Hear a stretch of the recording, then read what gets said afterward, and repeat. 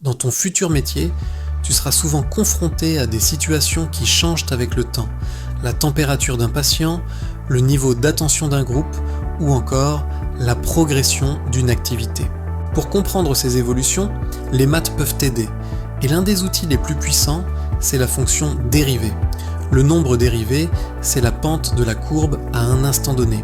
Mais si tu observes toutes ces pentes à tous les instants, tu obtiens une courbe. La fonction dérivée, celle qui rassemble toutes les positions du nombre dérivé au fil du temps. Avant de poursuivre, si tu ne l'as pas déjà fait, je t'invite à aller voir la vidéo Nombre dérivé de la chaîne PHMPC Studio.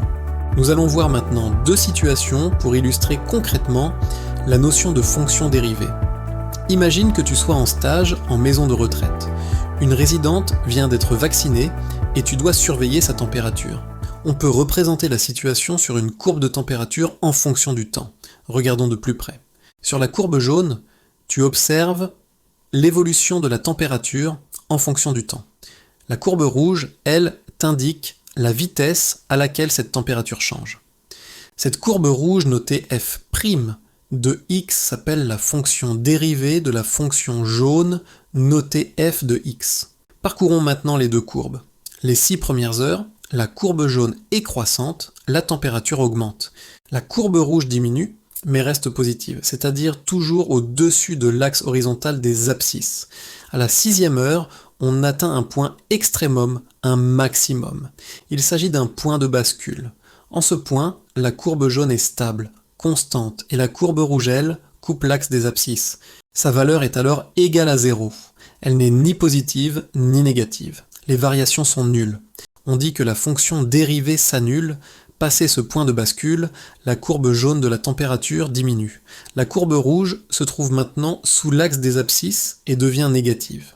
Ce que tu vois, c'est que la courbe rouge, autrement dit la fonction dérivée, décrit parfaitement les variations de la courbe jaune de température.